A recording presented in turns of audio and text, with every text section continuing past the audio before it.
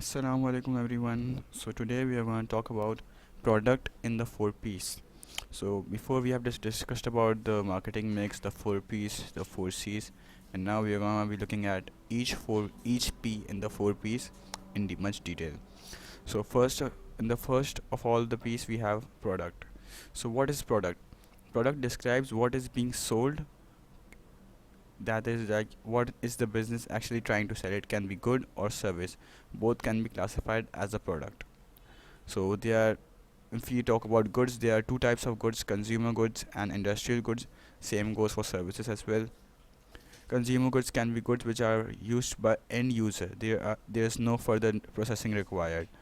For example, you can say about furniture, edible items, all these will be classified as consumer goods. Then there's industrial goods, which are goods used by producers or manufacturers to produce further goods for industry or consumers. For example, you can say steel, that is like some of which is like half processed steel that can be used by car manufacturer or things like that. So that's where industrial goods come in. So there's consumer goods, there's industrial goods. Similarly, there's consumer services and industrial services as well, but we won't be looking into that detail of that. So let's talk about the qualities of a successful product. What are the qualities that makes a product successful? So basically, it's a satisfaction of customer needs. Remember, in the four C's we said product should be customer solution. The It should be the solution for what the customer wants. It should fulfill that desire, that need for the customer. So the first point and for the most important thing is that it should satisfy the customer's needs. And as you know, we have talked about marketing as well. What is marketing? Marketing is all about and identifying, anticipating, and fulfilling the customer's needs profitably. So satisfaction of customer needs is at the top.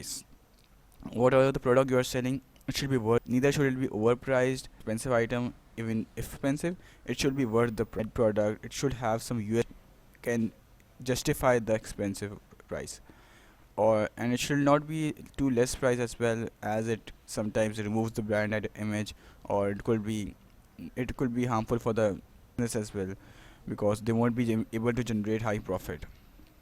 Then the product should be distinctive. It should have USPs or things like which differentiates it from its competitors, so that other business, the customers don't go to other businesses, they come to your business. So that's what the main idea of distinction is, and we are going to be talking about in much more detail about the product differentiation and USPs. Then it should stimulate interest of the consumers. Like, you don't want customers to just come and buy a product once and don't come again. You want customers to repeat purchases. Of course, this won't be true for items like fridge, refrigerators, ACs and all, but it will be available for like FMCG goods or other services that can be repeated, that are required, that are necessary, or maybe required once a month or something, like not too long periods such as a year or two. But in that case, you'll want them to buy some small products or some small services, or at least have a good word of mouth to other people. So let's move on to the next point. We're going to be talking about the attributes of products. So generally there are two attributes. Just a minute.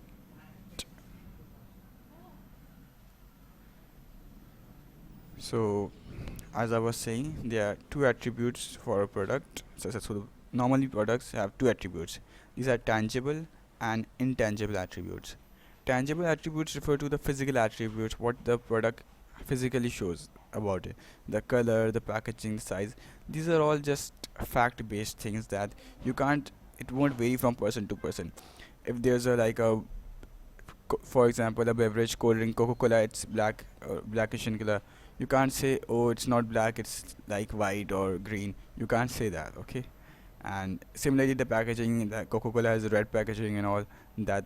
The font size of that, the font design, you can't say it's like serif or Arial. No, the font is something different. And similarly, the size, you can't say a small size cold drink is like a big thing or like different. All the size and all these are just fact based things which won't vary from person to person. These are just the physical attributes of the product. And on the other side, we have intangible attributes, which are perspective based. They vary from person to person. For example, price. Yes, some people say that why is price a intangible product? It's not like prices change from person to person. Yeah, it's true, the price remains the same. However, the way people see it may differ. Some might say the product is too overpriced. Some might think okay, that's worth the value, and some might say that it's undervalued. So that's why it varies from person to person. For example, low economy, a person with a lower income might think a product is expensive, whereas if a person is rich, he won't think that much it's expensive or not. It all depends on the person. It's a perspective based thing. Same goes for quality and reliability. We all have our own definitions of what quality or reliability is. For example, if you recommend someone to go to a restaurant and say, oh, this is such a great restaurant, you have so much good dishes and all, and if that person goes, he might have some other taste, and he will say, oh, that restaurant you recommended, it was trash, it was nothing, I hate that and all. So yeah, it varies from person to person. I've just written the definition of a quality just in case for more brief understanding. Quality can be defined as the best utility or worth which a product or service offers at the price which consumers are willing to pay. Not at any price. The price which consumers are willing to pay. What is the best worth the product offers? That's basically quality. So let's move on. Next we have differentiation. What is product differentiation even means? Product differentiation means making a product or service distinctive, stand out from the competitive products of the competitors by establishment of a brand or the product or the production of a USP. So what basically this means is that a product should we are trying to make a product distinctive, stand out from its competitors. We don't want the product to be same as that. It should be a brand, like iPhone for example. It's just different from all the other smartphones. It's a brand thing, and this as it has iOS system and all. Or we can just make some USPs, unique selling points. We are gonna be discussing about USPs later in this video only. For now, USPs are like just something different, makes a product different from other products. So what are the advantages of product differentiation? Product differentiation has some many advantages, some of which have been listed down. It creates brand loyalty among customers. Customers become loyal to your brand. So yeah, your customer base will be created. They will be loyal. They won't shift to other competitors. They will come to your product only. And it creates a perceived value among customers. Might emphasize cost saving or high quality product. It creates an image. The image may vary from product to product, but if it's a cost saving product or high quality product, whatever the image may be, the basic idea of the image is that it makes the product seem different from other products. Therefore, the customers are attracted to your product. They want your product only, not the other product.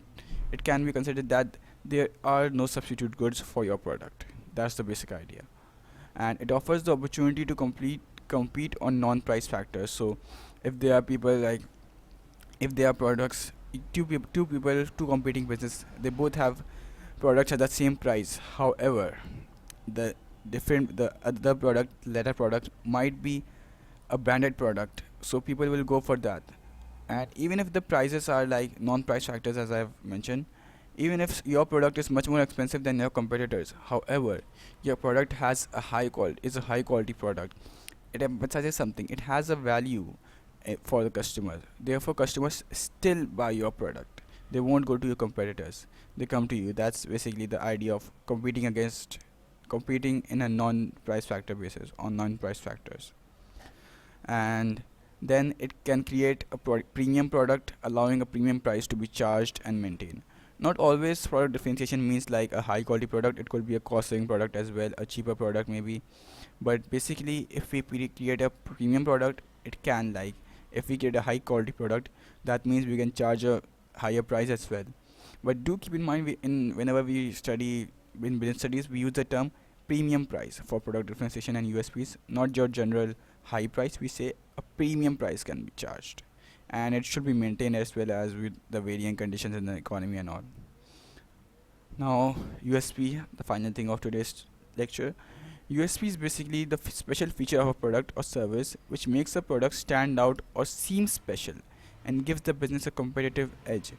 You might say, okay, this product is like, not all people have the same product or something like that.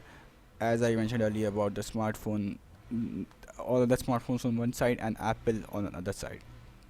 So what are the advantages of unique selling points? It creates an opportunity to charge higher prices due to exclusive design. For example, iPhone, of course, there's a decreases price elasticity of demand. This means this might be a relatively new term for some people, but we're going to be discussing what PED it is usually referred to as price elasticity of demand is when we be discussing about the price thing in 4 Ps. For now, you can say it is like, if you increase price, your quantity will generally decrease. However, decreases price elasticity of demand means that even if you increase the price of your product, your quantity demanded will still be almost same, or it won't decrease as much as a normal product will, because people are convinced with your product. They are attached to the exclusive nature of the product, and it creates a brand customer loyalty, so they won't go to customers. They are still attached to your product, and that way you can generate a higher profit with a greater price charged. And then it allows for effective promotion. Effective promotion can focus on the differentiated product features. Whenever you're promoting it in the third P, that is promotion, you're going to be promoting the special features of this product, which will increase further sales, as you're focusing on the products, the features, special features, so people are more likely to be attracted to such products which are different from others. And differentiated products may lead to higher sales, increased market share, as discussed earlier, that people will be attracted to the differentiated features of it. There will be less decrease in price elasticity of demand, and customers are attracted to the exclusive nature, so overall your sales will increase and business will make a higher profit. So that's all for today. Hope you guys understood it. Thanks for watching. Allah Hafiz.